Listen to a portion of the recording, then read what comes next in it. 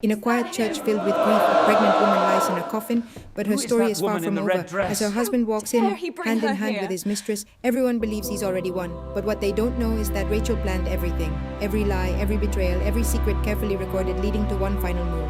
A video set to play at her own funeral that will destroy them all. This isn't just a story of revenge, it's a story of power, patience, and the ultimate comeback from beyond the grave. The lesson here is simple but powerful. Never Everything you underestimate are quiet witnessing strength. now is the ones who say culmination nothing of are my often life's preparing work. the biggest move, so document It had everything. to be this Trust way. your instincts and remember that real sit power down, comes from please. knowledge, What is not wrong noise. with you? If this story Oh my shocked you, don't goodness, forget look to at his like and share and face. support the channel and keep more powerful anyone stories getting coming. this? Thanks for watching.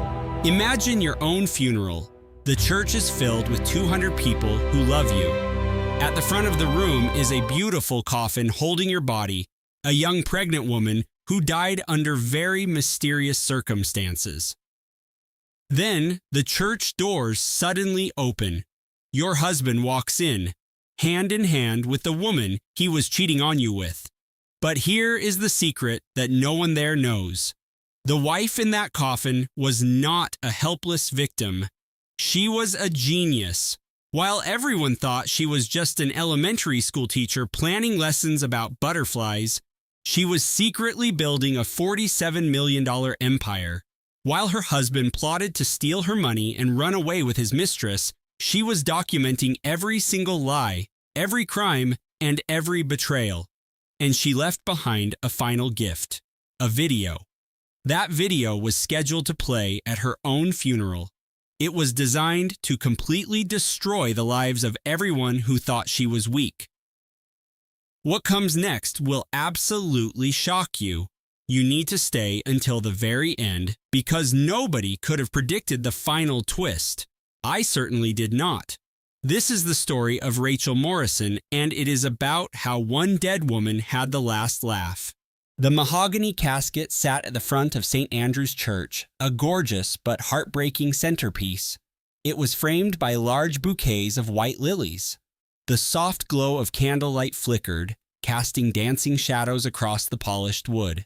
200 mourners sat in the old wooden pews, all of them wearing dark, somber colors. Their faces held that special kind of grief reserved for someone who was taken far too soon. The air was thick with the scent of flowers and perfume, but a feeling of complete disbelief hung over everything. And at the center of it all, inside that magnificent coffin that cost more than what most people earn in a year, was Rachel Morrison. She was 32 years old, a cherished school teacher, a devoted friend, a mother-to-be, and now she was gone. I stood in the third row holding a tissue that was already soaked through. My black dress felt tight across my chest, as if my own sorrow was a physical weight pushing down on me. My name is Claire Bennett, and the woman in that coffin was more than just my friend. She was my sister in every way that mattered. We had been attached at the hip since we were 7 years old. For 25 years, she was the one I turned to for every challenge and every celebration life threw at us. That is a quarter of a century of friendship, of secrets whispered late at night, of wiping away each other's tears and sharing belly laughs. It was 25 years of phone calls that lasted until the sun came up and Sunday brunches where we tried to solve the world's problems over pancakes and mimosas. And now, it was all over. It ended right here, in this cold church with its high, arched ceilings and stained glass windows that seemed to mock our sadness with their bright colors of hope. Rachel was 8 months pregnant when she passed away. She was having a little girl and had already picked out the name Hope. The baby, by some miracle, survived. She was delivered through an emergency C-section just as her mother's life was ending. She was just 4 pounds and 2 ounces of pure strength, lying in an incubator, completely unaware that she would never meet the woman who already loved her more than life itself. The woman who sang to her through her belly every night and who spent weeks choosing the perfect shade of yellow for the nursery walls. The official report said she died from complications. The doctors used words like an unforeseen infection. They called it a rapid organ failure and an unprecedented decline. They would just shake their heads and murmur that these things just happen sometimes. They claimed that modern medicine doesn't have all the answers and that they did everything they possibly could. But I knew something that the doctors did not. I knew that Rachel had been perfectly healthy her entire pregnancy. I knew she had that beautiful glow that only expecting mothers have. I knew she was vibrant and full of life, making plans for a future that should have stretched on for decades. And I knew with a certainty that sat like a cold rock in the pit of my stomach that there was something deeply wrong with how quickly her health collapsed. The priest was talking. His voice was a calm, steady drone, offering practiced words of comfort and scripture that washed over the crowd. He spoke of God's mysterious ways, of eternal rest, and the promise of reuniting with loved ones in the afterlife. I could barely process his words. My eyes were fixed on the coffin, on the spray of white roses on its lid, and on the framed photo beside it. It was a picture of Rachel looking her absolute best. She was smiling right into the camera, her hand resting gently on her swollen belly. And that was the moment when the heavy, old doors at the back of the church groaned open. The noise was like a gunshot in the silent room, stopping the priest mid-sentence and making every head turn toward the back. For a second, the afternoon sun streamed in, creating two dark silhouettes against the bright light. Then Marcus Morrison walked into his wife's funeral, looking as if he was merely attending a slightly inconvenient business meeting. He had on a charcoal gray suit that easily cost $3,000. His dark hair was perfectly in place, and his jaw was set with the kind of arrogance that belongs to a man who, in his 35 years, had never been told no. His shoulders were squared, his pace was slow and measured, and his expression might have passed for grief if you did not look too closely into his cold eyes. But it was not Marcus who made the entire church let out a collective gasp. It was the woman who was with him. Jessica Crane walked into that funeral holding Marcus's hand. She carried herself as if she belonged there, as if her rightful place was at his side. She acted as if she was not the other woman, the mistress, the person who had shattered a family by sleeping with a man whose wife was at home, pregnant with his child. She was 28 years old, with the kind of expensive blonde hair that requires hours in a high-end salon. She was beautiful in a manufactured way that comes from personal trainers, strict diets, and a skincare routine that costs more than most people's car payments. Her black dress was a designer label, probably Valentino, and it was tailored to show off her perfect body. But it was just modest enough to pass as funeral attire. Her shoes were red-soled Louboutins, and the sharp click of her heels on the stone floor was a shocking sound of disrespect in the quiet church. I just stared as she walked up the main aisle on the arm of my dead best friend's husband, and I felt a cold rage begin to burn inside me. From the row behind me, I heard Rachel's mother make a sound that I will never forget. Betty Johnson was 61 years old, a small woman made even smaller by a life full of hardship. She had worked double shifts at a truck stop diner in rural Tennessee for 30 years, just to give her daughter a better life. She had driven for 14 straight hours to get to this funeral, probably in the same old Honda Civic she had owned since Rachel was in high school. She had already buried her own mother and her husband, and now she was burying her only daughter. Through it all, she had always shown a quiet strength and dignity that left people in awe.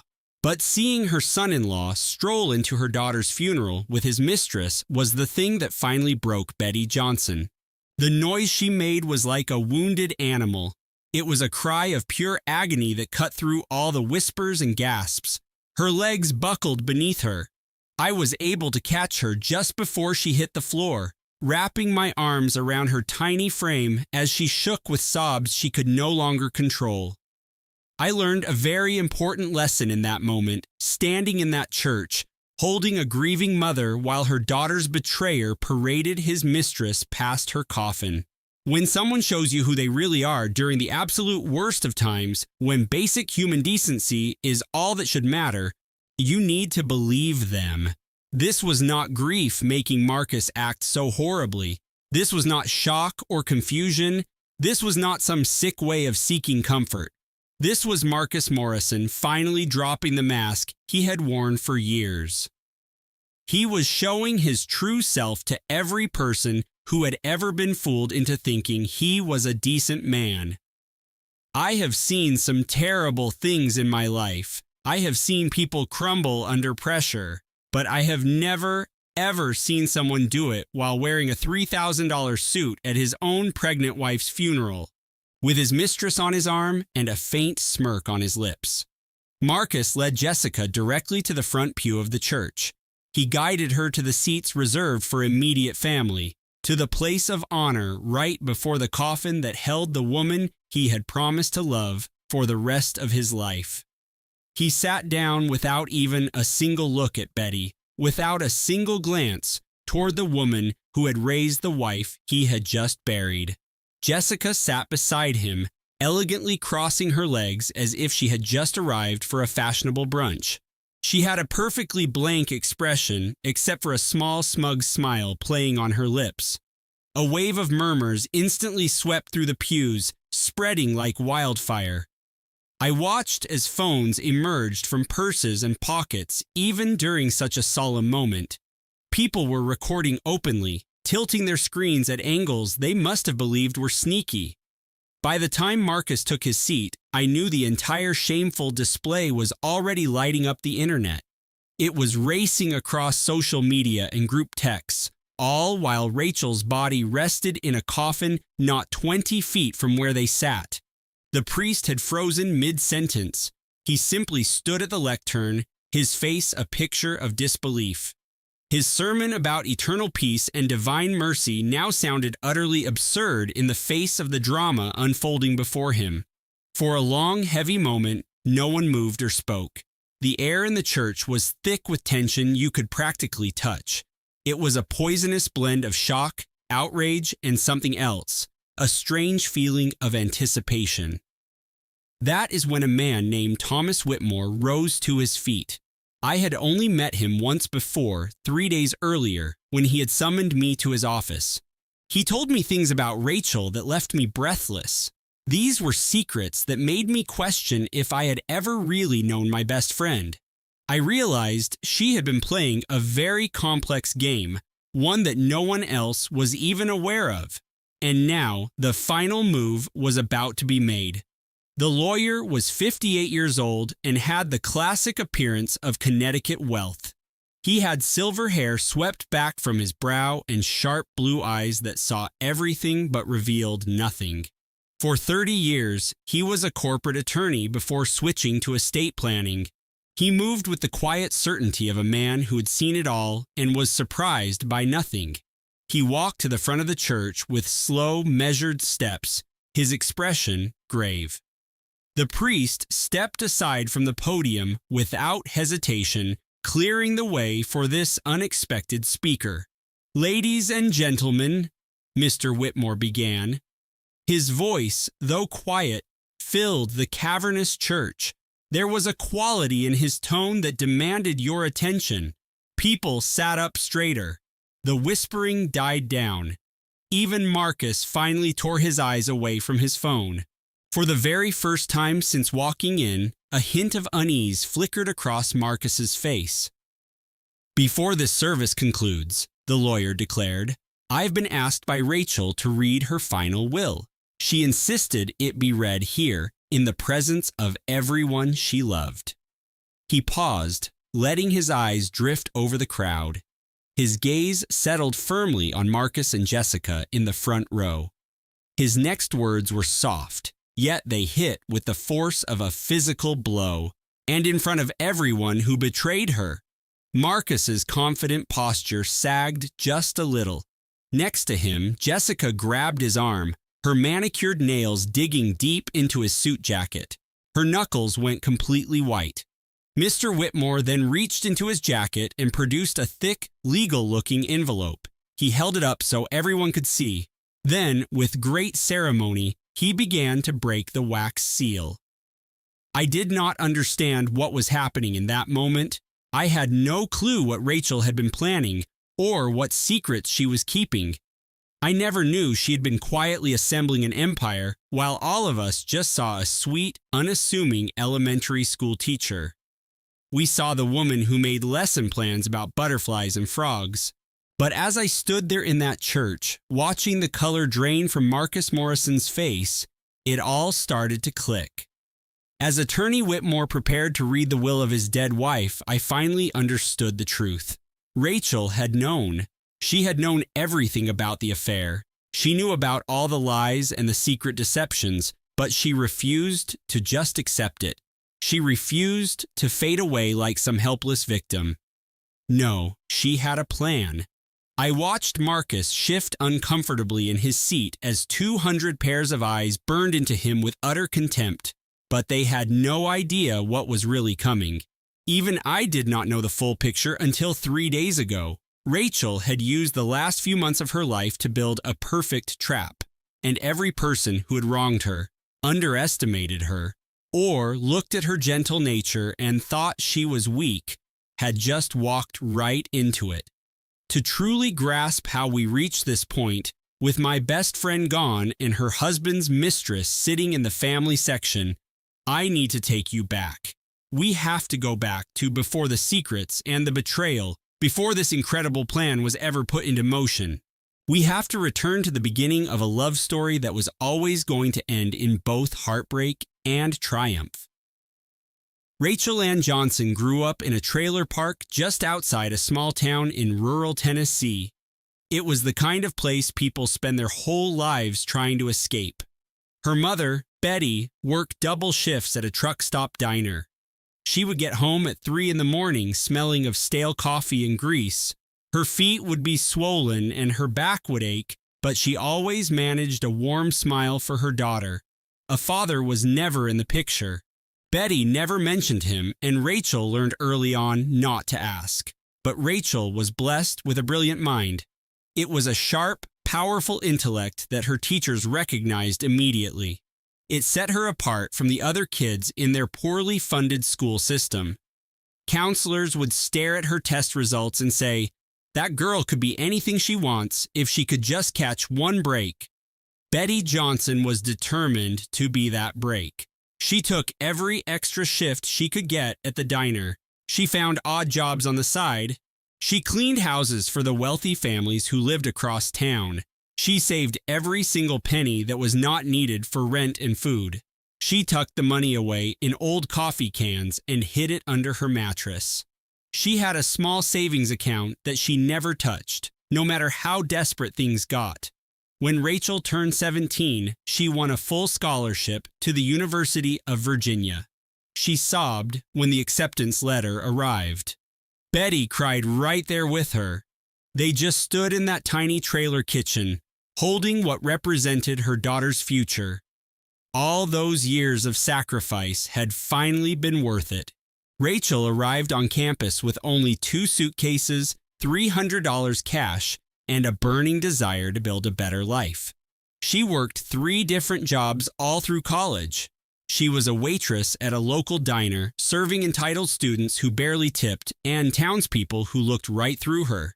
She tutored other students in economics and business, subjects she taught herself from library books and online courses.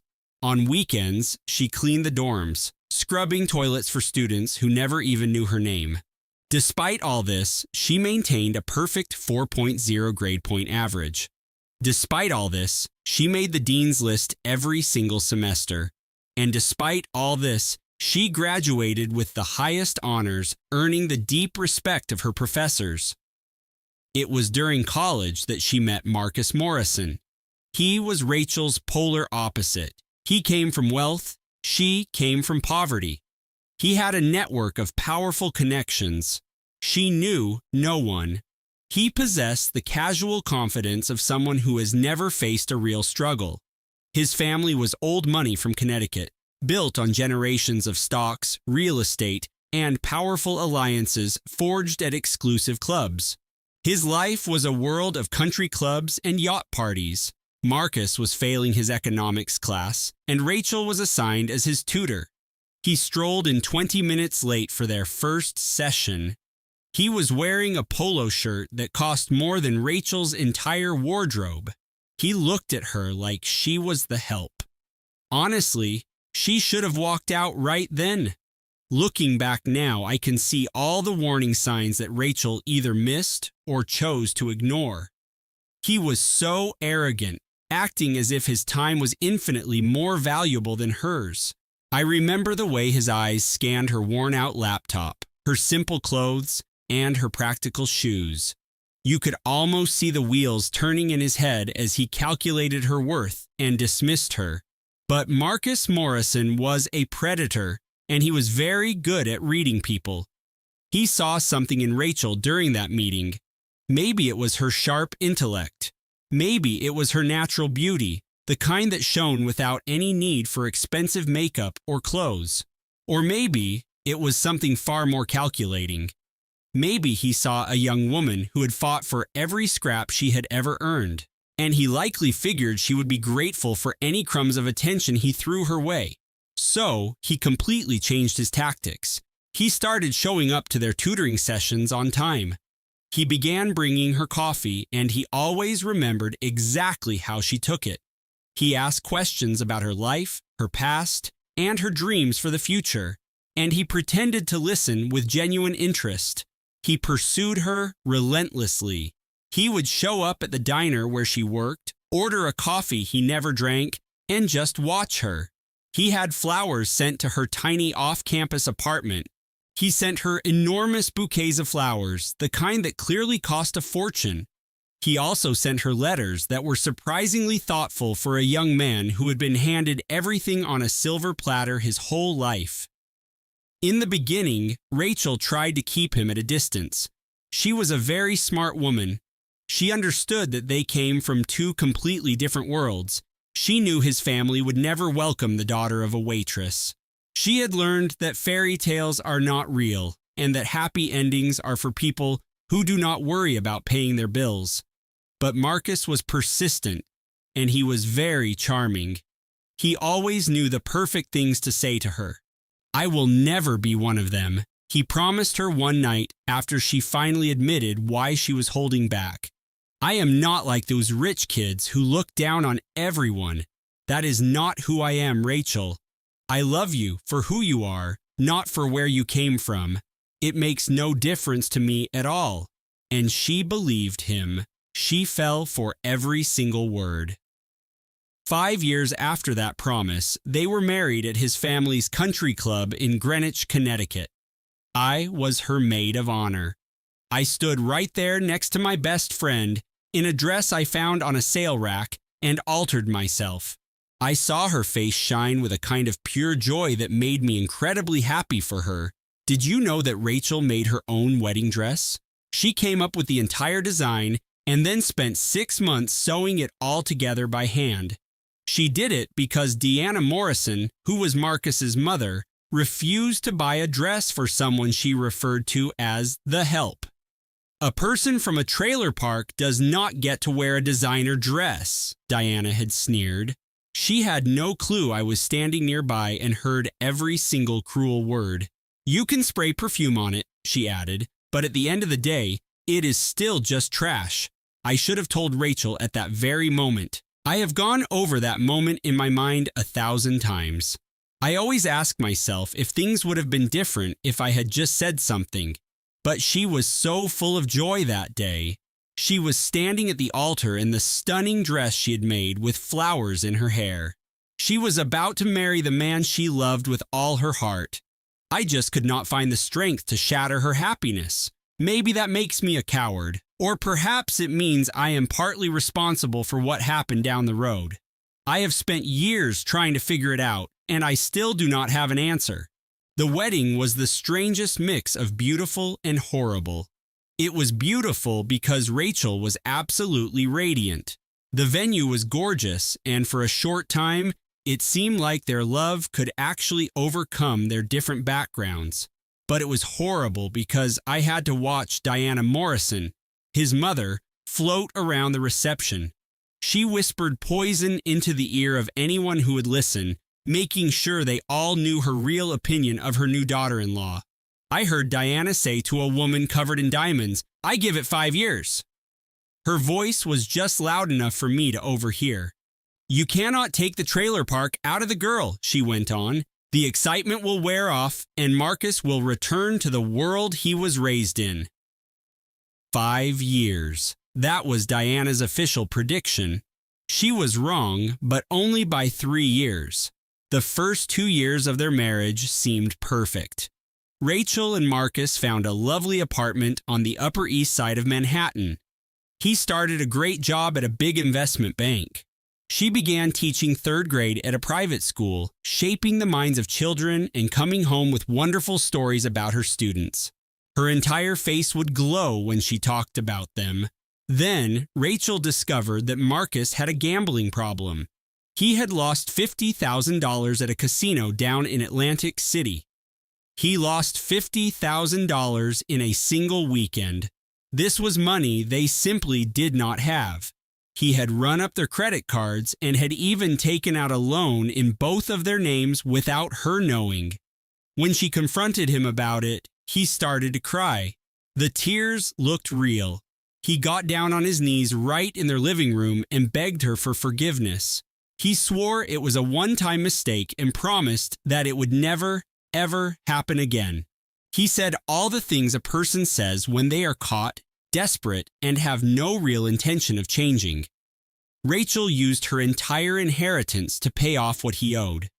Her grandmother had worked as a housekeeper for 50 years, scrubbing floors and toilets for wealthy families who probably never even learned her name. When she died, she left Rachel exactly $50,000. It represented every dollar she had managed to save over a lifetime of hard labor. Rachel gave every cent of it to Marcus. She did not hesitate or hold it over his head because she loved him and she believed in the promise of their marriage. She felt that this was what a good wife was supposed to do. I told her she was absolutely nuts. We were at my apartment in Queens, drinking wine out of coffee cups because I had recently broken my last wine glass. I looked her directly in the eye and said something I will never forget. "Rachel, the only thing he should be gambling with is whether he'll remember your anniversary, not your future, not your grandmother's life savings, and not your financial security." She just laughed and told me I worried way too much. She was sure that Marcus had learned his lesson. She said that every single marriage has its problems, and this was simply one of theirs. I really, really wanted to believe her. It was around this time that Rachel started what she called her little hobby. She was already making her own educational materials for her classroom. She designed her own lesson plans, worksheets, and other fun projects that her students absolutely loved. A coworker told her she should try to sell them online through a website for teachers, and later on a site called Etsy. Rachel said it was just a fun project, maybe a way to earn extra money for a vacation. Marcus thought it was a total joke. He came home one day when Rachel was on her laptop, creating a new lesson plan about butterflies. He glanced over her shoulder and smirked. When Rachel told me the story later, it made me want to scream. "That is cute, honey," he had said to her. "You stick with your teaching. Leave all the business matters to me." Rachel just smiled, nodded her head, and continued to work. But I knew my best friend better than anyone, or at least I thought I did.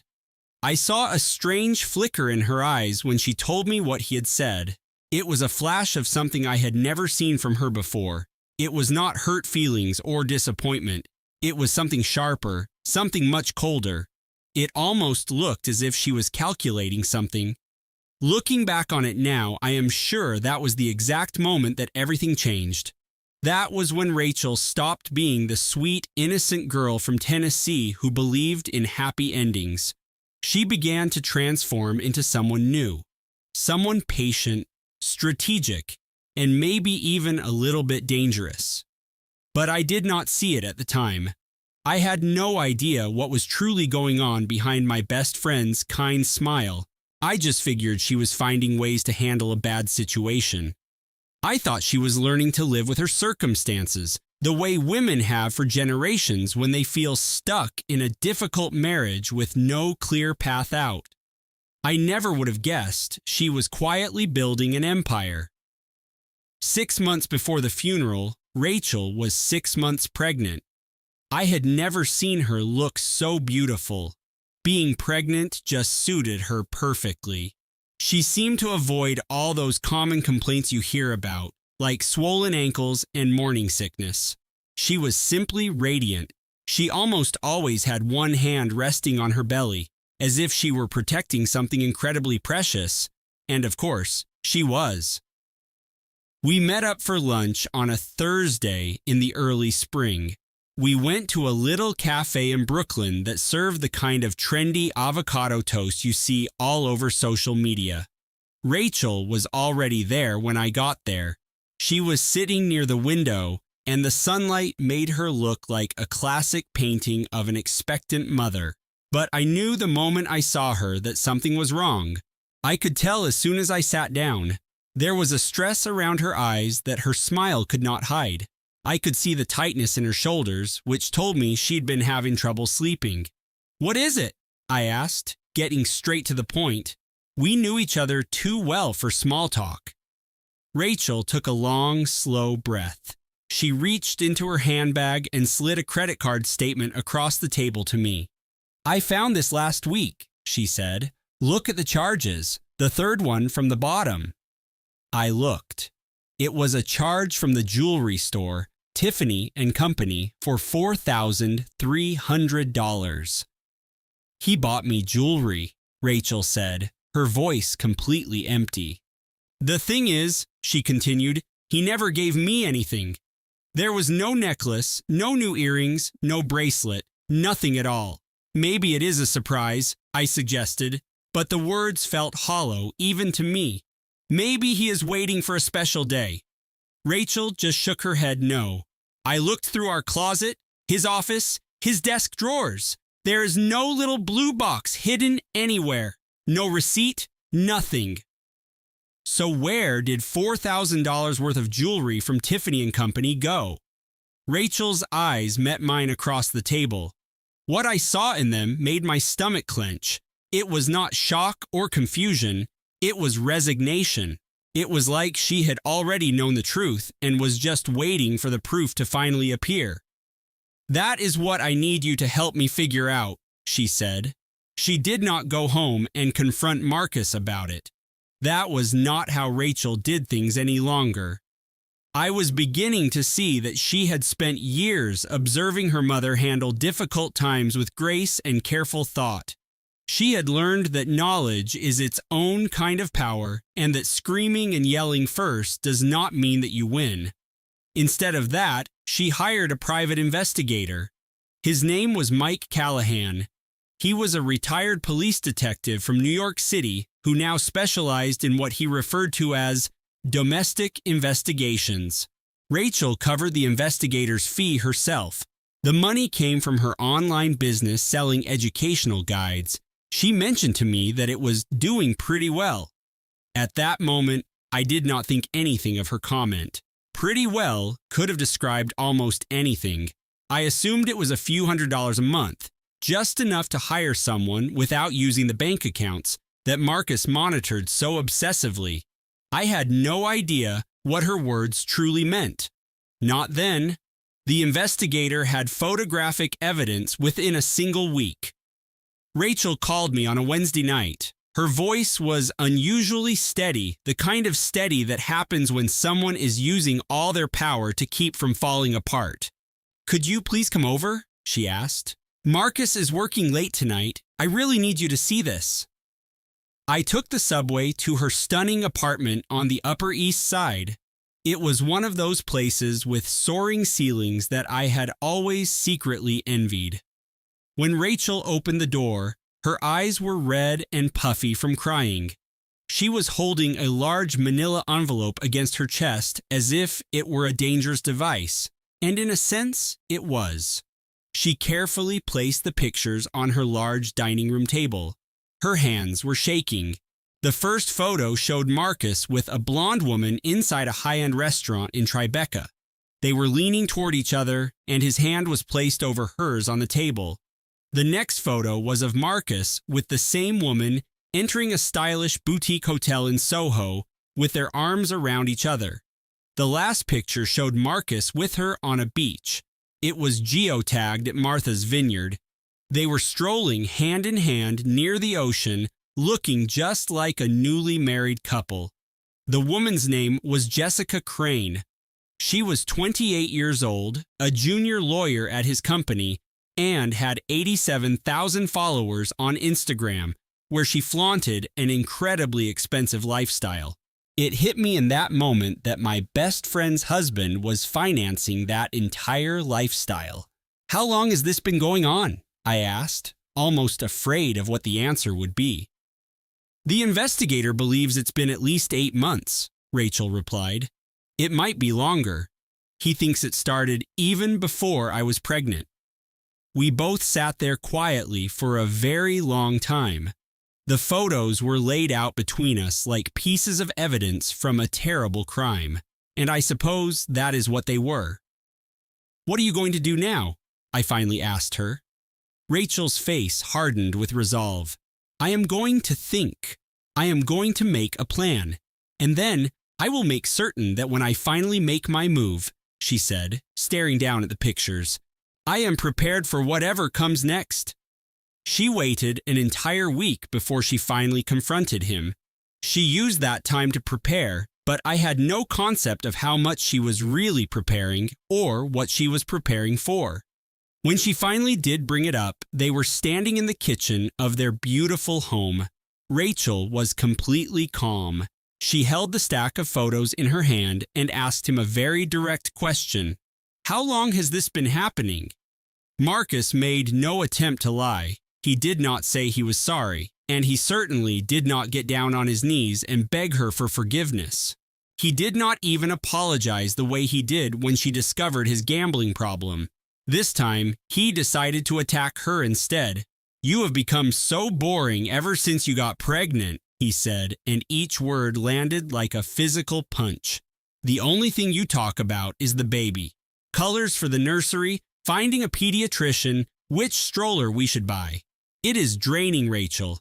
I get home after a very long day at the office and I need a wife I can talk to about something besides your pregnancy issues." Rachel just stood there, 6 months pregnant, with one hand placed over her stomach to protect her baby, absorbing every single hateful word. "Jessica understands the kind of pressure I am under." Marcus continued his verbal assault. "She appreciates the work I do. She never complains if I come home late or have to spend extra time at my job. She is supportive. She is fun.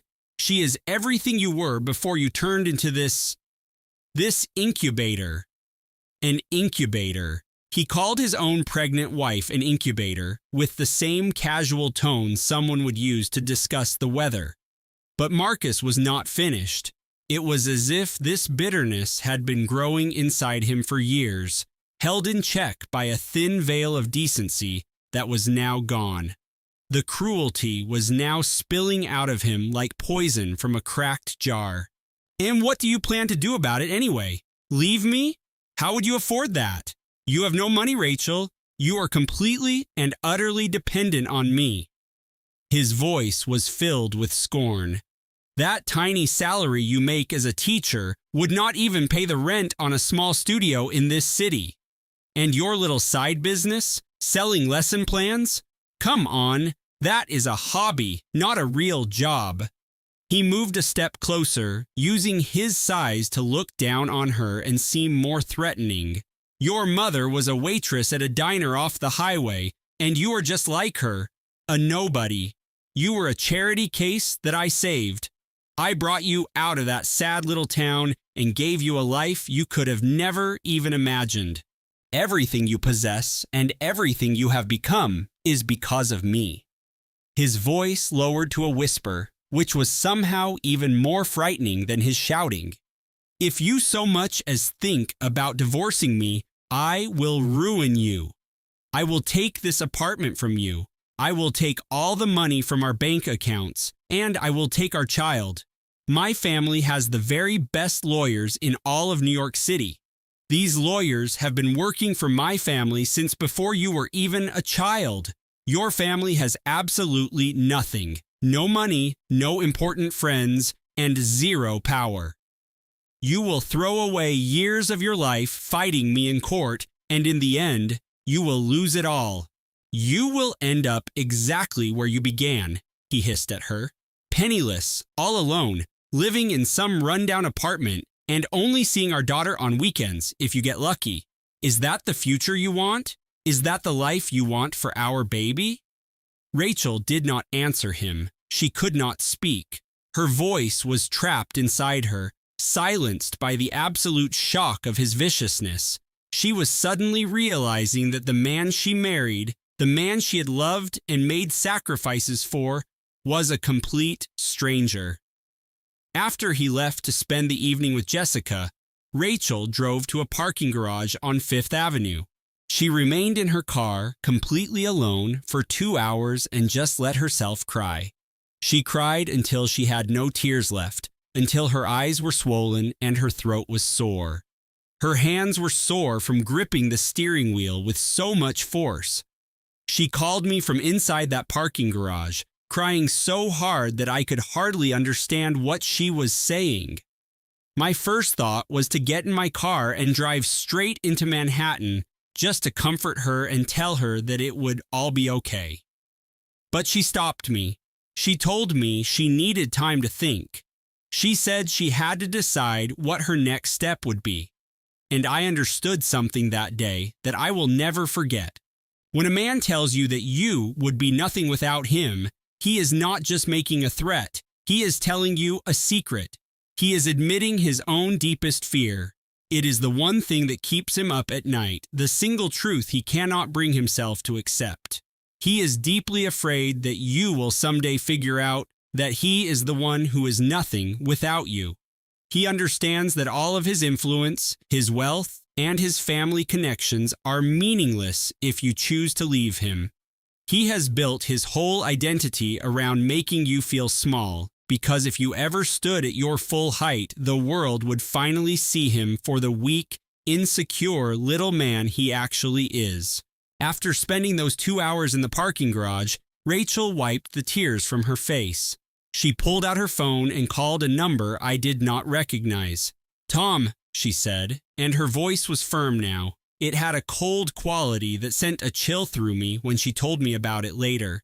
"This is Rachel. I believe it is time. Go ahead with the plan." That was the exact moment I discovered my best friend's secret. She had been keeping it hidden for 6 entire years, quietly building a whole new life for herself, while everyone else just saw a nice teacher who sold worksheets about nature. Her business selling teaching materials was much more than a hobby. It was not something that just paid for a special dinner or a weekend away. It was a $47 million corporation called EduSpark Digital. It had become the biggest independent teacher resource website in the whole country. The company had hundreds of thousands of paying members, had deals with school systems all over the United States, and made money from subscriptions, licensing agreements, and corporate education programs.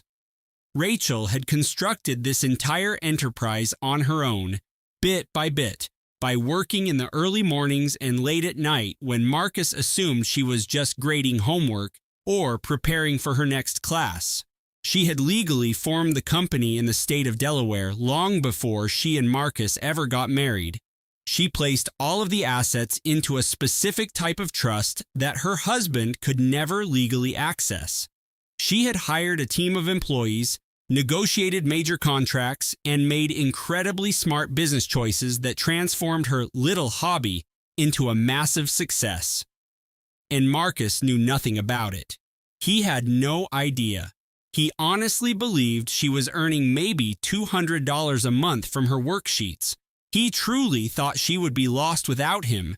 He was convinced that he had all the control in their relationship and that he could scare her into staying by threatening poverty and taking her child. He was about to learn how incredibly wrong he was. 3 days after that terrible argument, Rachel had a meeting with her lawyer, Thomas Whitmore. They met at a little coffee shop in Brooklyn that she chose specifically because she knew none of their wealthy Upper East Side friends would ever be seen there. I was there with her. She had insisted that I attend, explaining that she needed a witness she could absolutely trust, someone who could later verify that every action she was about to take was legal, documented, and meticulously planned. Tom Whitmore had been a friend of Rachel's mother for a long time. He had worked on a legal case near her mother's diner many years ago.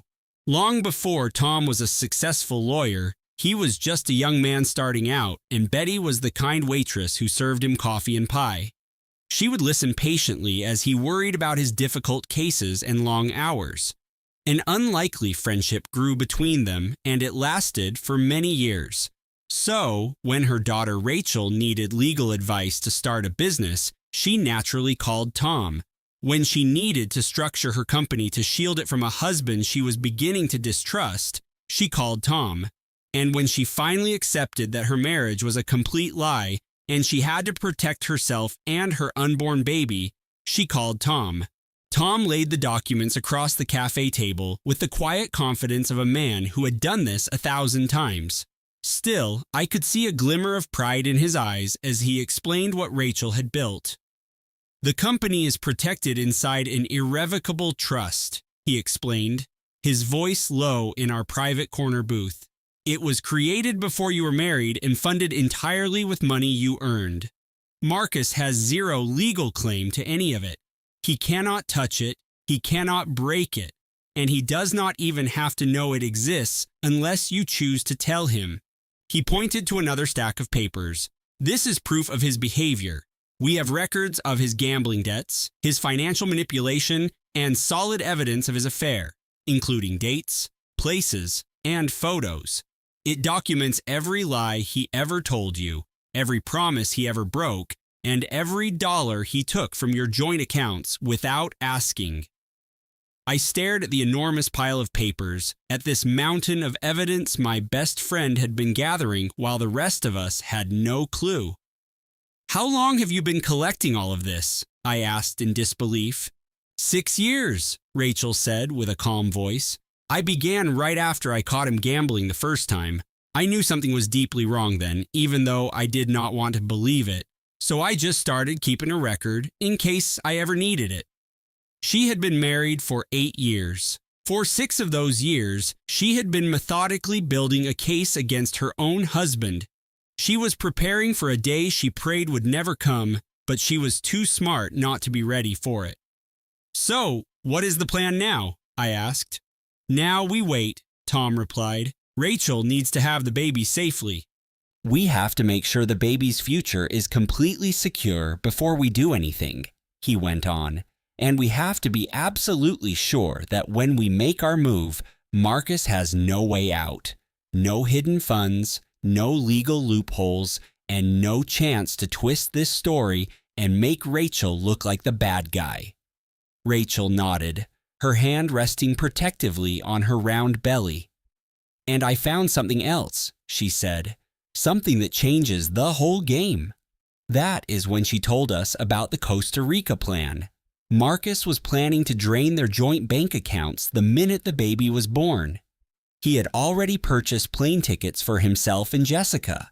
His plan was to grab every last cent he could get and escape to a country where he could not be forced to face the consequences. He was going to abandon Rachel with a newborn baby and an overwhelming amount of debt. He has been moving money in small amounts for months, Rachel explained. Little transfers that would not raise any red flags at the bank. The only reason I noticed is because I have been watching our accounts like a hawk. Then she smiled, but it was not a happy smile. It was the look of a chess champion who just saw her opponent fall into a perfectly laid trap. He does not know that I know, she said. He has no clue that I have been 10 steps ahead of him this whole time. He thinks I am naive. He thinks I am helpless. He thinks I have nowhere else to go. And that is going to be the biggest mistake of his life. I remember leaving that coffee shop with a whirlwind of feelings inside me. I was so incredibly proud of my friend who had shown more courage and strategic brilliance than anyone I had ever met. I was terrified of the fight that was about to happen, and I felt something else, something I did not recognize right away. It was the strange feeling that the woman I thought I knew so well was actually a complete stranger. My dear friend Rachel was the kind of woman who cried at sad commercials, took in every stray animal she found, and taught school children about butterflies. But she was hiding a huge secret. She was quietly building a $47 million business empire, while her husband thought she was just playing the part of a simple homemaker. As we walked to the subway, she shared the most important lesson she had learned from 6 painful years with a man who would have destroyed her. She told me to document everything.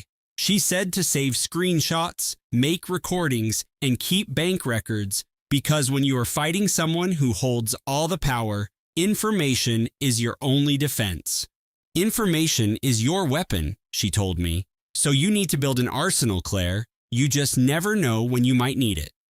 At the time, I thought it was just good advice, the kind of thing you hear and agree with, and then file away for a rainy day.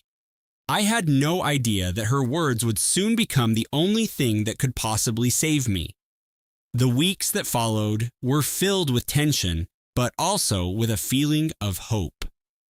Rachel played her role perfectly. She was the loving, pregnant wife, completely unaware of her husband's betrayal. She filled her days discussing paint colors for the nursery and choosing baby names, all while her husband continued his affair. He grew more and more reckless, but she never showed any sign that she knew. She would just offer a sweet smile when Marcus came home late, smelling of Jessica's perfume. She would simply nod when he used a fake work emergency to explain his weekend trips. And through it all, she waited, she watched, and she documented every single thing. Then one afternoon, my phone rang.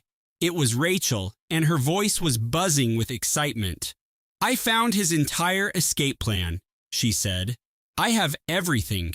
The bank accounts in the Cayman Islands, the plane tickets to Costa Rica, and the fake passport he had made.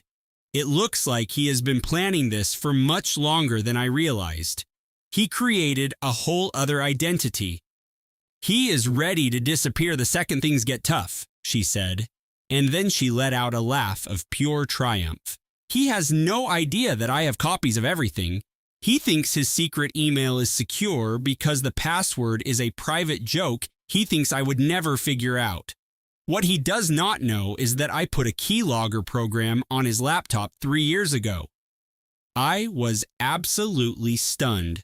"Oh my gosh, Rachel," was all I could manage to say. "I know," she replied, sounding almost giddy with relief. "It sounds extreme, Claire, but you have to understand. I have been with this man for 8 years. I know what he is capable of, and I decided a long time ago that if this all fell apart, I needed an insurance policy." I asked her, "So what are you going to do with all of this?" She said, "Nothing for now. I am going to wait until Hope is born. Once she is safe and healthy in my arms, then I am going to burn his entire world to the ground." That was the first time she had ever said the baby's name to me. Hope. She was naming her daughter Hope. In that one moment, in spite of all the darkness, I truly believed that everything would be okay. I thought Rachel had planned for every possibility and that she was going to win. I should have known better. I should have remembered that life never goes according to plan. Even the best laid plans can be shattered by something you never saw coming. But I had no idea what was just around the corner. None of us did. 3 terrible things happened in the span of 2 weeks, one right after the other, like dominoes falling in a line set up by fate. Each event was a tragedy on its own, but together they almost destroyed everything Rachel had worked for. The first disaster struck without any warning at all. Rachel was at Jefferson Elementary School giving a talk to a classroom full of parents. It was a normal meeting about the students' reading progress. She was right in the middle of explaining how much one of her students had improved when she felt a sudden stabbing pain in her abdomen. A moment later, a warm rush flowed down her legs. She looked down and saw blood pooling on the classroom floor. The next few hours were a confusing nightmare of ambulance sirens, hospital corridors, and doctors with grim faces. They had to do an emergency cesarean section. At 32 weeks, the baby was dangerously premature. The placenta had torn away, and if they did not operate immediately, they would lose both of them. Hope Morrison was born at 4:15 in the afternoon on a rainy Thursday in September. She weighed just 4 pounds and 2 ounces, but she was full of fight. She was rushed to the neonatal intensive care unit, where a network of tubes and machines would keep her alive while her tiny body struggled to do the things it was not ready for. Rachel barely made it through the surgery. She lost a frightening amount of blood, and her blood pressure dropped so low that the doctors worried she would not survive the night. But she did. She made it because Rachel was not a person who gave up. She had too much to fight for to let go. 3 days later, she woke up in a hospital bed feeling incredibly weak. Her body was screaming with pain and exhaustion. The very first thing she asked for was hope. The second thing she asked for was her phone. She could not execute her plan while trapped in a hospital bed. She could not meet with her lawyer, Tom Whitmore, or monitor Marcus's secret bank accounts, or file the legal documents that would protect her daughter. Every single day she spent recovering was another day Marcus could discover what she was planning. He could figure out a way to get the upper hand on her. He might even flee to Costa Rica before she had a chance to stop him. I went to see her every single day. I would bring her magazines she never opened and smoothies she was too frail to even sip. I had to watch as she grew more and more anxious when her body wouldn't heal on her timeline. She was supposed to feel powerful in that moment, but instead, she was confined to a hospital bed at the mercy of doctors, nurses, and a husband who barely showed up and never stayed for more than a few minutes. That was the first disaster. It was the theft of her time, her strength, and her control. The second disaster arrived 3 days later as a visitor Rachel was not expecting at all. Diana Morrison walked into the hospital room carrying a bouquet of flowers and a cashmere blanket for the new baby. She was dressed in a style of casual luxury that likely cost more than my entire salary for a month. She pressed a kiss to Rachel's cheek with lips that had never known a moment of genuine warmth, and then she settled into the chair beside the bed as if she planned to be there for a while. "I am here to help," Diana announced. Her voice was as sweet as drain cleaner. "Marcus is just so swamped with work, and you need somebody to take care of you while you recover. We are family after all." Rachel was simply too weak to put up a fight. She was too exhausted to notice the way Diana's eyes kept flicking toward her phone on the nightstand or to her laptop sitting in the bag by the window. She was too medicated to recognize the predator lurking behind the mask of a devoted mother-in-law. When I got to the hospital that afternoon to see Rachel, I was carrying a bag with her favorite cookies and a book I hoped she would enjoy. I gently pushed the door to a room open. I thought I would find her resting by herself or perhaps with a nurse doing a routine check. But what I saw instead was Diana Morrison leaning over Rachel's bedside table. She was holding Rachel's phone, her eyes locked on the screen as she scrolled through something with intense concentration. Rachel was fast asleep, and the monitors next to her bed beeped in a steady rhythm, delivering the medicine that kept her sedated during her recovery. She had absolutely no idea what was taking place just 3 feet away from her. "Diana," I said, and my voice was so sharp it could have shattered glass. She looked up, and for a split second, I saw a flash of something in her eyes. It was a look of victory. It was pure satisfaction. It was the expression of a hunter who had finally cornered her prey. And then, just as quickly, it vanished. It was replaced by a pleasant smile and a look of such innocence it would have fooled anyone who was not paying close attention. "Claire, my dear," she said, "I was just making sure Rachel had not received any urgent messages. You know how she frets about that little business she runs." She placed the phone back on the table and calmly gathered her belongings. "I must be going, but I will return tomorrow. Please see that she gets her rest." She floated out of the room as if she had not done a single thing wrong. The only things she left behind were the faint scent of expensive perfume and a cold knot in my stomach that told me something awful had just occurred. The second Diana was gone, I snatched Rachel's phone. I did not have her password, but I could see the icons of the most recently used apps on the lock screen. Her email, her personal notes, and her documents had all been opened in the last hour. I gently woke Rachel up and told her what I saw. As I explained, all the color drained from her face. Her hands shook as she took the phone from me and looked through her own history, confirming everything Diana had just seen. She saw the emails about her plans for divorce. She saw the messages she had sent to Tom Whitmore. She saw the financial documents for EduSpark with its $47 million valuation. "She knows," Rachel whispered in a tiny voice. "She knows it all." We learned later that Diana called Marcus that very night after she had put all the puzzle pieces together. She revealed Rachel's secret company. She told him about the divorce papers being drafted, and she described the evidence Rachel was collecting against him. She told him every last detail. And so, Marcus Morrison arrived at the hospital the next morning like a hurricane hitting the coast. He stormed into Rachel's room right as she was attempting to breastfeed Hope for the very first time. Her body was still fragile, and her thoughts were still hazy from the medication. The baby was struggling to latch, and Rachel was already crying from frustration.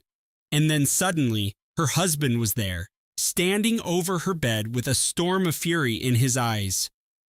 "You really think you can just leave me?" His voice was a venomous whisper, quiet enough to go unheard by the nurses in the hall, but sharp enough to cut. "You think your little website for teachers frightens me? I know everything now, Rachel." "My mother told me everything." He leaned in closer, so close she could smell the coffee on his breath. "I will destroy you in court. I will take Hope away from you. My mother will testify that you are mentally unstable, that the pregnancy shattered your mind, that you are an unfit mother. You will never lay eyes on your daughter again." Hospital security finally escorted him out 10 minutes later, but only after a nurse heard Rachel's cries and came to see what was wrong. The damage, however, was already done. All of her careful strategies, all of her detailed preparations, and all of her hopes for a simple, clean break were completely gone.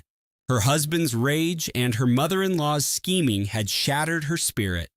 She wept for hours after he was forced out of the room. She held her newborn daughter Hope in her arms and cried until there were no tears left to cry. Her eyes were swollen completely shut, and her voice was gone when the monitors next to her bed suddenly screamed to life. That was the second blow, the loss of her secret plan. But the third was the one that truly destroyed everything. Rachel's health took a sudden, terrifying turn for the worse. The doctors diagnosed it as an infection, but they seemed confused by how aggressive it was. They pumped her body full of powerful antibiotics, but nothing worked. Her fever spiked dangerously high, and her organs started to show signs of failing. Her recovery had not just stopped, it had gone into a frightening reverse. It was then that I began to notice something strange about Diana's daily visits. She came every single day, playing the part of a deeply worried mother-in-law. She brought a special herbal tea that she claimed would speed up Rachel's healing. "It is an old family recipe," Diana would say, pushing a warm cup into Rachel's shaky hands. "My grandmother swore by it, and so did my mother. It contains healing properties that you will never find in modern medicine," she would say. Rachel drank the tea only to avoid another conflict. She simply did not have the strength for another fight. Then, on the evening of Diana's third visit, Rachel's heart monitor let out a piercing alarm. "Code blue," a calm voice said over the hospital intercom. "Crash cart to room 417. I had fallen asleep in a hard plastic chair in the waiting area, unwilling to go home. When I heard that room number, a pure, cold terror seized me. I knew it was Rachel's room. I ran to her room and flattened my face against the window. I watched in absolute horror as a team of doctors and nurses rushed to her bedside. Her heart had stopped beating. Her organs were shutting down. She was dying right there in front of me, and there was nothing I could do. The only thing I could do was pray to a God I was not even sure I believed in anymore. They managed to bring her back from the brink of death twice that night. The second time, they were not certain she would survive, but she did. She was always a fighter. When she finally opened her eyes the next morning, I was there holding her hand. I was squeezing it with all my might, as if my own strength could somehow anchor her to the world of the living. She looked straight into my eyes. Her gaze was sharp and focused, cutting right through the haze of the medicine. She said 4 words that completely changed everything. "Diana is poisoning me." "Rachel," I began, ready to brush it off as a hallucination from the fever, but every instinct in my body was screaming that she was telling me the truth. "I saved the cup," Rachel whispered, her voice barely audible but completely steady. "The last cup of tea she gave me. It is in the drawer of my nightstand. Get it tested, Claire. And get samples of my blood and hair from the hospital lab. Make sure every single thing is officially documented." She suddenly grabbed my arm with a surprising amount of strength. "I am not going to survive this, Claire. I can feel it. Whatever she has been giving me is winning, but they are not going to win. Not Diana, not Marcus, not any of them." She made me give her my word that day. I had to promise to show everyone the video she'd recorded. I had to promise to make sure the world was watching when the truth was finally revealed. And I had to promise to always protect Hope. I made those promises to her, and I meant every single word. I just did not understand at that moment what it would cost me to keep them. Rachel was transferred to a hospice care facility on a rainy Tuesday, just 3 weeks after Hope was born. The infection had completely taken over her body, defeating every antibiotic the doctors had thrown at it. Her organs were failing in slow motion, like the lights in a house being turned off one by one after a party is over. The doctors were baffled. They said a healthy 32-year-old woman should not get sick so fast. They knew they were missing a piece of the puzzle. I knew what that piece was. I had already sent the teacup to a private laboratory. I paid for the expensive tests with money that Rachel had made me take from a secret bank account she had set up. Getting the results would take some time, but Rachel did not have much time left. Still, I already knew what the report was going to say. Diana Morrison had been poisoning her own daughter-in-law, slowly and methodically. She had the kind of patience that only comes from planning something for a very, very long time. Detective Sarah Brennan found me sitting in the hospital cafeteria the day before Rachel was scheduled to be moved. She was a tough-looking woman, 45 years old, with 20 years of experience on the police force. She had the tired face and perceptive eyes of someone who sees the absolute worst in people every day and somehow finds the strength to keep going.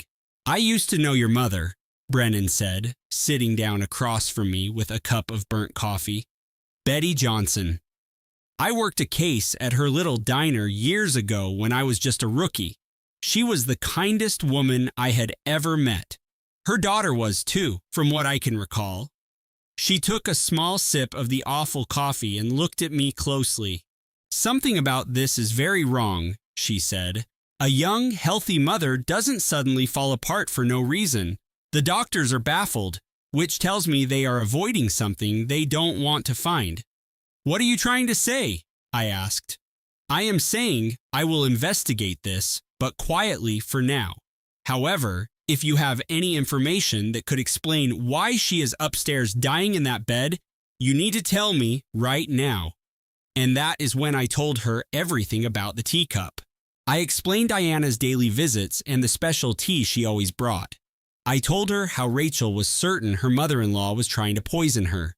Brennan listened without interruption, her face growing more concerned with each detail. "I need to see that lab report the moment it arrives," she said after I'd finished, "and give me every note Rachel has written. If this is what we suspect, we will need every piece of proof we can gather." Rachel lived out her final days in a room with a large window that overlooked a lovely garden she was no longer strong enough to walk in. The afternoon light would pour through the glass, bathing the room in a warm golden glow. The monitors next to her bed beeped softly, marking the precious time she had left. I made sure to sit with her every single day, holding her hand. There were days we talked for hours, and other days we simply sat together in peace. Sometimes her mind was perfectly clear, as sharp and witty as ever. On other days, she would drift, whispering about her students and about a little girl named Hope that she would never watch grow up.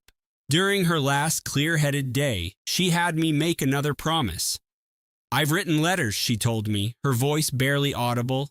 "They are for Hope, one for every birthday until she turns 18.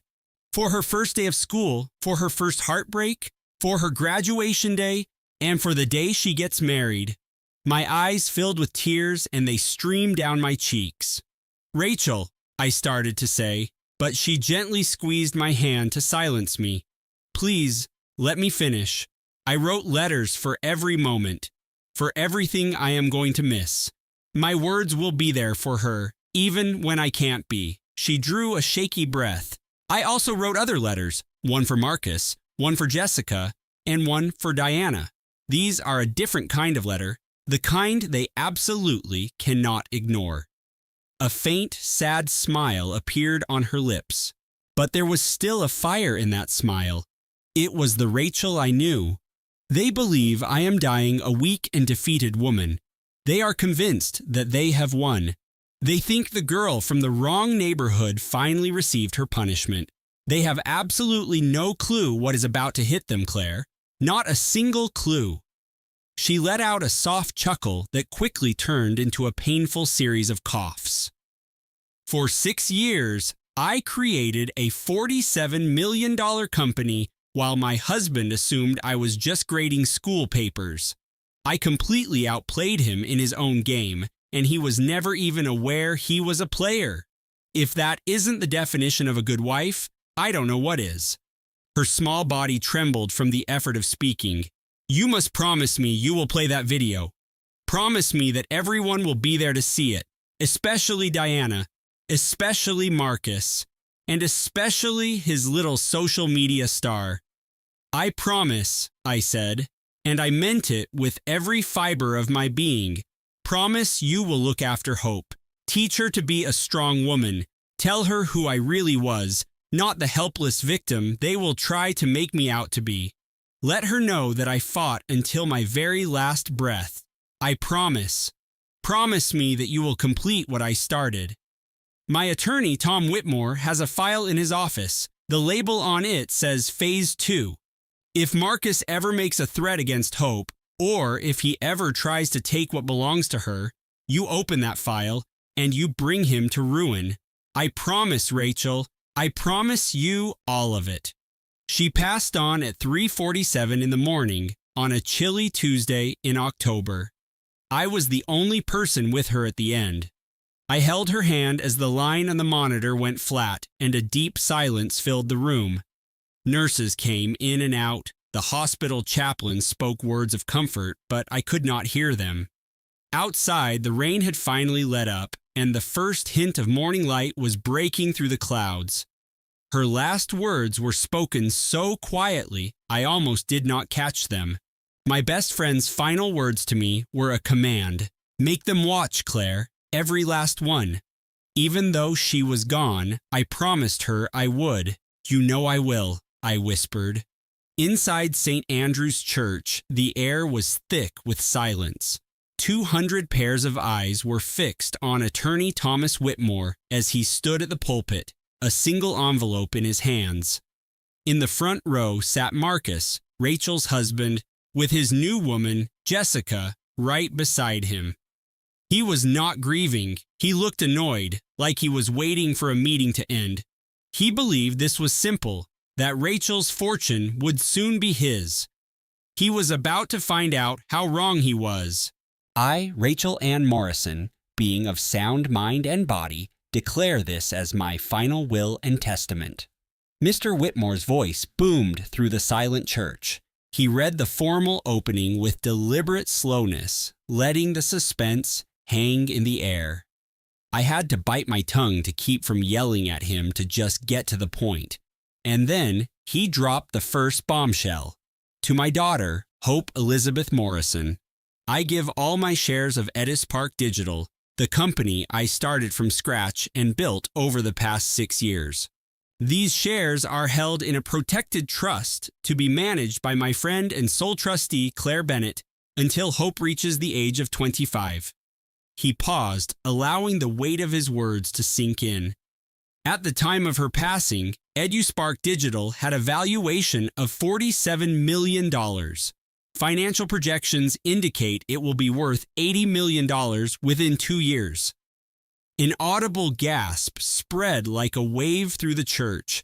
Marcus, who had been staring down at his feet, jerked his head up.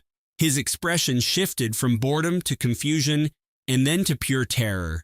"That's not possible," he declared. His voice was loud enough for everyone in the church to hear. "She created lesson plans. She barely made $200 a month." Mr. Whitmore, the lawyer, gave him a look of weary disdain, like a teacher dealing with a student who just would not learn. Mrs. Morrison was the founder and CEO of EduSpark Digital, which is the biggest independent teacher resource platform in the entire United States. The company was created before your marriage and was secured in a trust, legally separating it from any marital assets. You were not informed because Mrs. Morrison made the choice not to inform you. Diana Morrison, Marcus's mother, shot up from her seat. "This is a fraud! She hid assets from her husband! That's against the law!" "It is perfectly legal," Mr. Whitmore countered, his tone remaining calm and steady. "The business was started prior to the marriage. Its growth was financed by its own profits, not from any shared bank accounts. I have 6 years of paperwork to prove that Mrs. Morrison built this empire on her own, without a single dollar of financial assistance from Mr. Morrison. I suggest you take your seat, Mrs. Morrison." Diana stayed on her feet, trembling with fury, until Marcus had to physically pull her back into the pew. Marcus struggled to regain his composure. I saw him adjust his expensive silk tie and force his features into a neutral expression. "Fine," he said, waving his hand dismissively. "It doesn't matter. As Hope's father, I am her legal guardian and will manage her trust until she comes of age. The money will stay within the family." Mr. Whitmore did not even flinch. "I've not finished, Mr. Morrison, and I am quite certain the next part will clarify your mistaken idea about parental rights." He pressed a button on a small remote control. A large projection screen descended smoothly from the ceiling right behind the casket. Rachel's face appeared, recorded from her hospice bed just a few days before her death. She appeared incredibly fragile, so thin and pale, with deep, dark circles under her eyes. Her body was obviously giving up on her, but her eyes were bright, fierce, and had a mischievous glint that made my heart ache with a mix of sorrow and incredible pride. "Hello, Marcus." Her voice, though frail, came through the speakers with perfect clarity. Jessica, Diana, if you're seeing this, it means I am gone. And I am willing to bet you're feeling quite pleased with yourselves at this very moment. She paused, letting the quiet hang in the air. I'm sure the money was a shock, but you probably think you can fix it. You believe you'll gain control of Hope, get access to the trust, and find some legal loophole your high-priced lawyers overlooked. You believe you've won because people like you can't fathom a reality where someone like me is 10 moves ahead of you. She paused once more, a little smile forming that sent a chill down my spine. You have absolutely no idea what is about to happen, so I would advise you to sit down, be quiet, and pay very close attention. The lesson is about to begin. As the video played on, the carefully constructed worlds of Marcus, Jessica, and Diana started to fall apart piece by piece. Jessica, Rachel said, shifting her gaze, I need to thank you. I realize how odd that must sound, but please, just listen. When I first learned about your affair with my husband, I was completely shattered. I cried for 3 solid days. I believed my life was over, that everything I had worked for was destroyed by a 28-year-old social media personality who couldn't control herself. She paused, and her smile became as sharp as a shard of glass. But then my sadness turned to anger, and after that, I became smart. As I started to dig into Marcus's secrets, I mean really dig deep, I uncovered something amazing about my own life. It was something I had never even considered looking for. All at once, documents flashed onto the screen behind her. They were official DNA analysis reports showing laboratory letterheads and signed charts. Marcus, Hope is not your biological daughter. The entire church erupted into chaos. People were shouting, gasping, and jumping up from their seats. Marcus's face turned as white as a ghost. His mouth opened and closed like a fish out of water, but he couldn't make a sound. I had an affair as well, Rachel's voice explained, a point of calm in the middle of the pandemonium. It happened once, 3 years ago, just after I learned about your huge gambling debt. The one you promised me would never happen again. I met someone at an education conference who showed me respect, who saw me as an individual, not as a possession or some charity case. He was the first man who ever listened to what I was saying instead of just waiting for his own turn to speak. On the screen, Rachel offered a tiny shrug. I am not proud of what I did. I was brought up to believe that marriage vows are unbreakable, but I am not sorry for it either. The DNA test is attached to my will, and it has been witnessed and notarized. You have no genetic connection to Hope, you hold no parental rights, and you have no legal basis for custody. My lawyer will be contacting her biological father. The decision to be a part of her life will belong to him and to my daughter alone. Marcus looked like he was about to be sick right there in the church pew. Jessica had frozen solid next to him, and all the color washed out from under her perfect makeup. Now, Diana, my dear mother-in-law. Diana recoiled as though she had been struck. Her flawless composure finally fractured, revealing something truly monstrous beneath. Detective Brennan, Rachel said, I'm aware you are in attendance. I had my lawyer extend a personal invitation. I saw Detective Brennan start to move through the crowd, her badge already in her hand. Her face was a mask of professional calm, like someone who knew this exact moment was coming. I have reason to believe Diana Morrison has been poisoning me, Rachel stated. That herbal tea she brought me every day in the hospital, I kept the very last cup. My attorney, Mr. Whitmore, is holding it as evidence, with a complete and documented chain of custody. Diana scrambled to stand up and push toward the aisle, but Detective Brennan was already there, blocking her way with practiced ease. I also took samples of my own blood and hair while I was in the hospital, Rachel's voice added. Those are also documented, and they are also evidence. We should have the lab results any day now. I have a strong suspicion they will show high concentrations of thallium, a heavy metal that perfectly mimics the symptoms of a natural disease. And it is nearly impossible to detect without highly specific testing. Diana's voice shot up into a piercing shriek. This is ridiculous. She was delusional. The pregnancy made her lose her mind. I never did anything to her. On the screen, Rachel smiled, as if she had anticipated this exact excuse. Diana will likely claim that I was mentally unstable, paranoid, and not thinking clearly. But I was a student who earned straight A's. I was a National Merit Scholar. I created a $47 million company while my family thought I was just doing arts and crafts. Does that sound like a person who has lost touch with reality? The third bombshell fell, and the impact rippled through the entire room. Marcus, let us discuss your career. More specifically, the $2.3 million in gambling debts you owe to some extremely dangerous individuals, and the funds you have been embezzling from your own law firm, Morrison & Associates, to try and pay them off. A series of documents appeared on the screen: bank statements, wire transfer receipts, and betting slips. It was a flawless paper trail that wound through shell corporations and offshore bank accounts, all of it perfectly laid out. I have sent copies of all of this to the Securities and Exchange Commission, also to the Federal Bureau of Investigation, the Internal Revenue Service, and your firm's own Internal Ethics Committee. By Monday morning, you will no longer have a license to practice law. By Friday, you will almost certainly be in handcuffs. And as for those men in Atlantic City, the ones who have been waiting so patiently for their payment, they will be very curious to learn that you have absolutely no way to give them their money.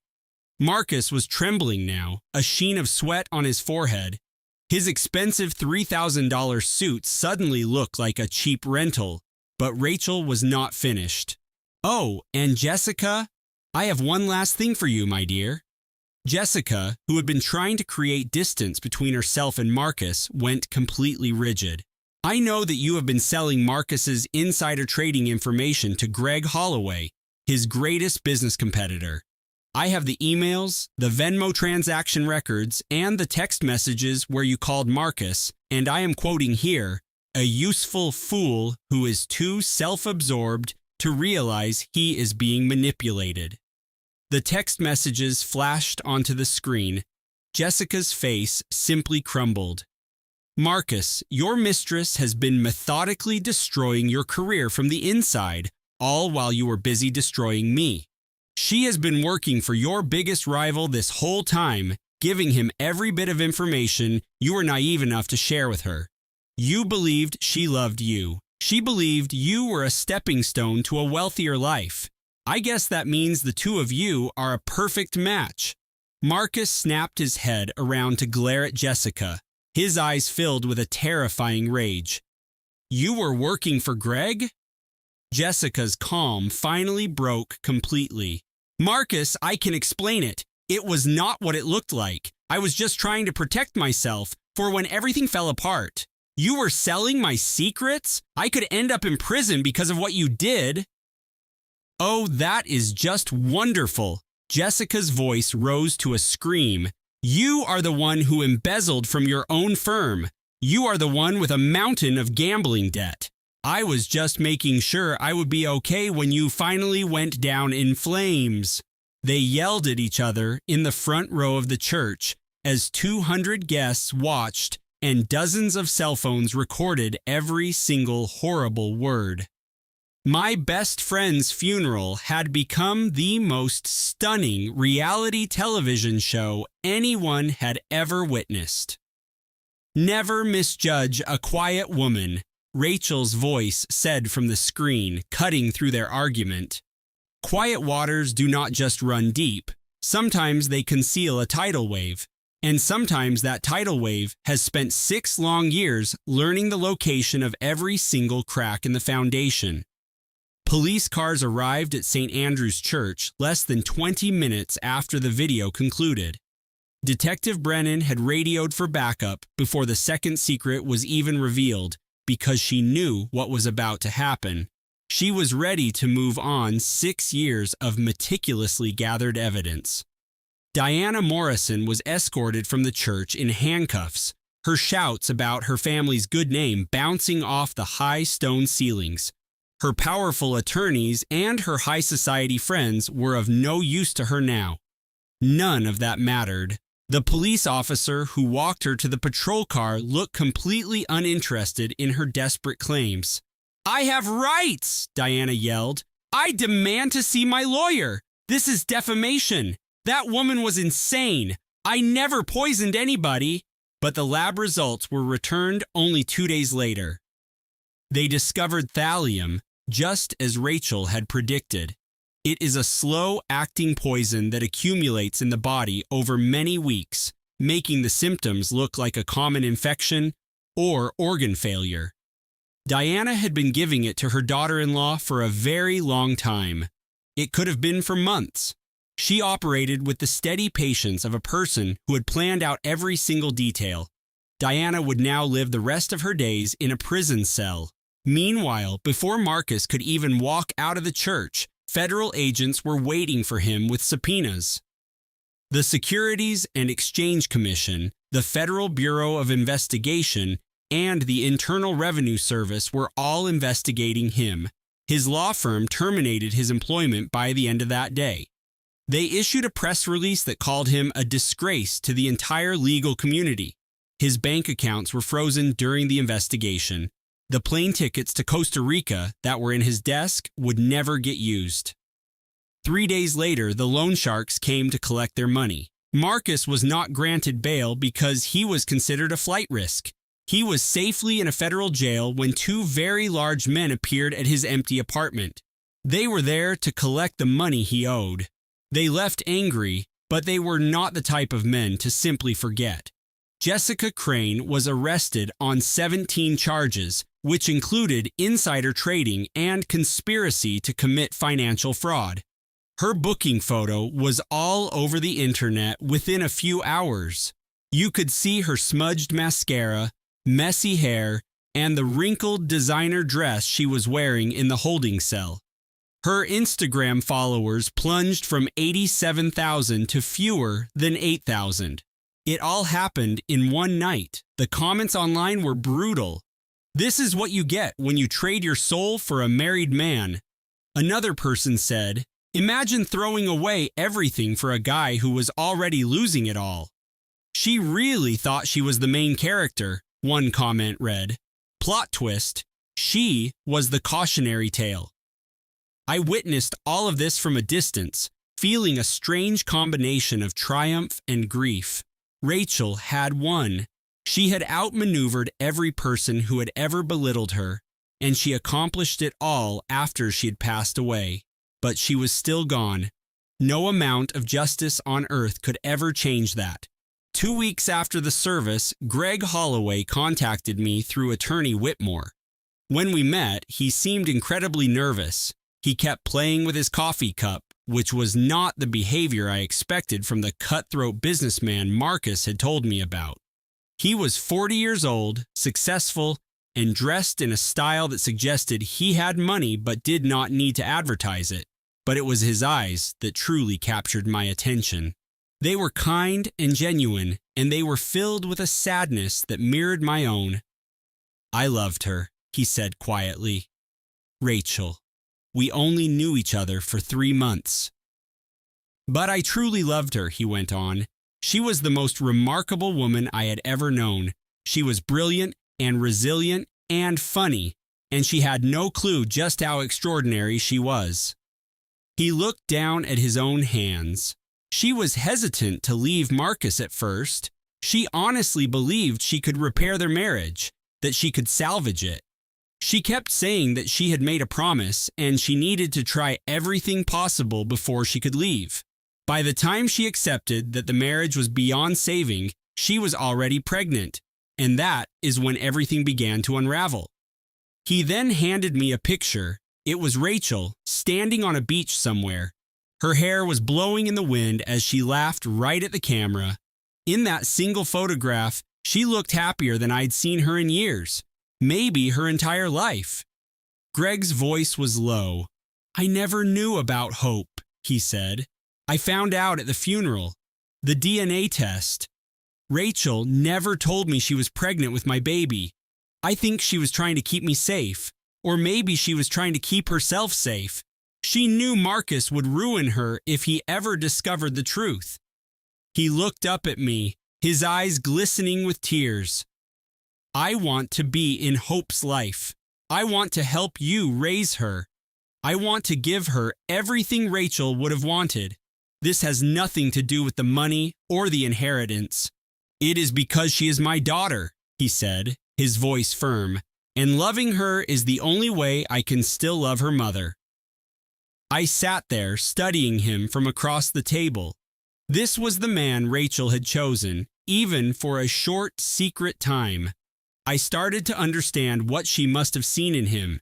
He had a genuine kindness, a raw honesty that was so rare, especially in a world filled with men like Marcus Morrison. Hope needs a father, I finally said. She needs someone who will love her for exactly who she is, not for what she represents. Can you be that man for her? Yes, he said, without a single moment of hesitation. I can. I will. I give you my word, Claire. I promise Rachel. In the weeks that followed, we started to figure out the details. We decided on joint custody. I would be Hope's legal guardian, while Greg would be officially recognized as her biological father. He immediately established trust funds and college savings, providing for every possible need a child could have. But he gave her so much more than that. He was present. He was there every single day. He learned how to change a diaper, how to mix a bottle just right, and how to sing the simple lullabies that helped Hope drift off to sleep. He was there because he truly wanted to be, not because of any obligation. In that moment, I finally allowed myself to believe that everything was going to be all right. A full year went by. The seasons turned, the leaves fell from the trees, and then grew back fresh and green. Life continued to move forward, even when the weight of grief made every single step feel impossible. I took the bar exam and passed on my first attempt. I was now a licensed attorney. Rachel had given me an inspiration and a sense of direction that I never had before. The trust paid me a salary to be Hope's guardian, which was enough for me to finally stop worrying about how I would pay the rent. I could begin to build the kind of future Rachel would have wanted for all of us. Hope was thriving. She was a happy, healthy 1-year-old girl with her mother's eyes and her father's easy smile. She found joy in absolutely everything. She reached for every new thing she saw. She lived with a pure and simple happiness that was a constant reminder of why Rachel had fought so desperately to protect her. My own daughter, Lily, who was now 9, had declared herself Hope's official big sister. She would read her bedtime stories and help me with her bath. She told every person she met that her baby sister was the smartest, prettiest, and most amazing baby in the entire world. Greg had relocated to New York just so he could be near us. He found an apartment just 2 floors above me in my building, which was close enough for him to be a constant presence in Hope's life. But it was not so close that he interfered with the strange, new kind of family we were creating. Greg and I were not a couple. We were something different, something that felt even stronger. We were partners in the most significant project either of us would ever undertake. Edgewood Park, the company Rachel built, kept on growing. It was now valued at $80 million, with projections to hit $100 million within the next year. Rachel had personally selected the new chief executive officer. She left behind detailed plans for the company's future and established a foundation to provide scholarships for the children of single mothers. This foundation would continue for generations. She named it the Betty Johnson Scholarship Fund to honor the woman who had spent her entire life working so her own daughter could have opportunities she never did. Betty herself was now retired and living in a cozy house in Tennessee, all paid for by the trust. She was finally done with the diner. She was done working double shifts. She finally had the time to tend to her garden and to video call with her granddaughter every Sunday. Hope's first birthday party was a small gathering, but it was absolutely perfect. My apartment was filled with pink balloons. A handmade sign with the words "Happy First Birthday" written in uneven letters was taped to the wall, a creation of my daughter Lily. There were only a few guests, but they were the most important people: Lily, Greg, Betty, and Tom Whitmore. These were the people who had loved Rachel and who would now pour all of that love into her daughter. As everyone gathered in the living room, I wheeled in a small television. Rachel recorded some videos for Hope, I explained to them. She made one for every big moment: her first birthday, her first day of school, her first broken heart, her graduation, and her wedding day. She wanted me to play this one today. A complete silence fell over the room. Rachel's face appeared on the screen. She was lying in her hospice bed, but she had put on some lipstick and fixed her hair. Even as her body gave out, she had tried so hard to look like the Rachel everyone knew. In the background of the video, you could just see the edges of medical machines, the tubes and screens that marked her last days. She had angled the camera to keep them mostly out of view. That was Rachel, always concerned with appearances, even at the very end. "My sweet Hope," she began. Her voice was fragile, but so full of warmth. You could feel the power of her love right through the screen. "Happy first birthday, my beautiful girl. If you're seeing this, it means I cannot be there to hug you, to kiss your little cheeks, or to see you make a mess with your birthday cake. And it means I cannot be there to laugh with you about it all." A faint smile crossed her face, and for a split second, she looked vibrant again. She looked like the friend I had loved for 25 years. "I am so sorry that I had to leave you. I fought with everything I had, Hope. I fought more than I have ever fought for anything.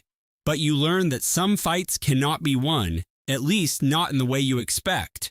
Sometimes being a fighter means accepting it is time to let go and having faith that others will carry on for you." Her eyes glistened with tears she refused to let fall. Rachel was always the toughest person in the room. "There is something very important I need you to understand. Everything I accomplished in my life, everything that truly mattered, I did it all for you. I built a company, but not because I cared about money or success. It was not even about proving people wrong, although I have to admit, that part was pretty great. I built it because I knew you would need to be protected. I knew that there would be people in this world who would try to take what is rightfully yours. People who would look at you and see only something that they could use for themselves. I wanted you to have a suit of armor. I wanted you to have your own money and your own independence. I wanted you to never have to depend on anyone else to survive. So that when you decide to let people into your world," she went on, "it will be because you want them there, not because you feel you have no other option." She took a deep, shaky breath. "Be brave, Hope. Be kind, and be smart. Work hard, but never work so hard that you forget how to laugh. Love with your entire heart, but not so much that you forget who you are. Stand up for those who cannot stand up for themselves. Question everything, especially people who tell you not to ask any questions. And Hope, one last thing. This is the most important piece of advice I will ever give you." Her eyes seemed to look right into the camera lens. Her gaze felt like it was passing right through the camera, across the months, and even through death itself. She said, "Do not ever let a single person make you feel like you are nothing without them. You are everything.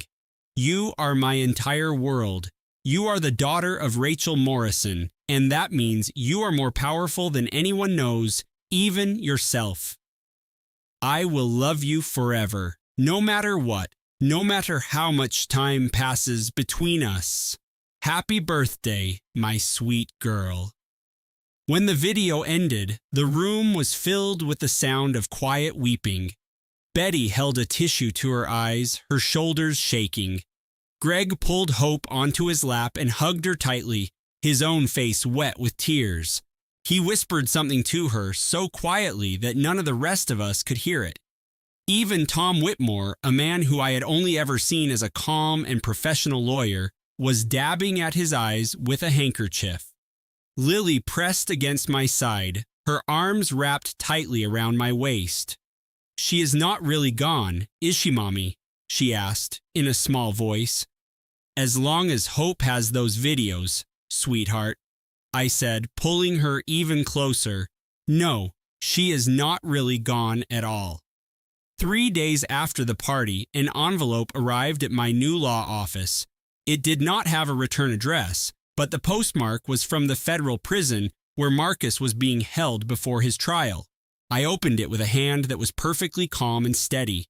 Nothing he could possibly say could hurt me or Rachel or the new life that we had managed to build from the ruins of his lies. The letter began, "Claire, this is not over. My lawyers are examining the DNA records. Something is wrong, and as soon as I prove that Hope is my daughter, I am coming for custody. I am coming for the trust fund. I am coming for every last thing that Rachel stole from me. I will see you in court, Marcus." A year ago, I would have been terrified. A letter like this would have sent me into a spiral of complete panic. Model. But over the past 12 months, I had trained myself to think exactly like Rachel would. I mapped out every possible scenario, gathered all the necessary files, and got ready for this moment. I picked up my phone. "Tom, it is Claire. He sent the letter." "I saw," the lawyer answered. "He is threatening to fight for custody." "I know," I said. "Rachel knew he would." I pulled open a drawer in my desk.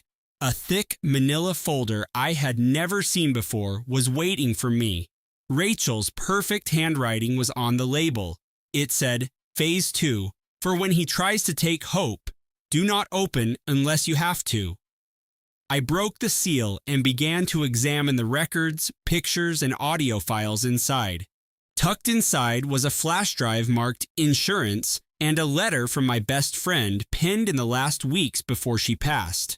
"Claire," the note began, "if you are reading this, then Marcus is still causing trouble. Some people are just built that way. They get knocked down, but they always get back up and keep swinging.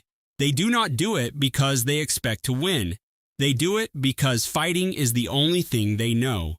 Phase 1 was the will, the shocking secrets, his arrest, and the public humiliation. I truly hoped that would be the end of it. I prayed he would crawl away and leave Hope alone, but I always knew who he was, Claire. I understood him better than anyone, even better than he understood himself. That is why I prepared a phase 2. He cannot even imagine what I found out during the 6 years I was quietly collecting proof of his crimes. He is clueless about what I saved, what I held back for this exact situation.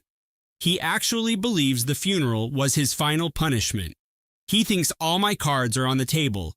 He is so wrong. End this, Claire. Do it for me, do it for my daughter, and do it for every woman who was ever made to feel small by a man who was supposed to build her up. All my love, Rachel.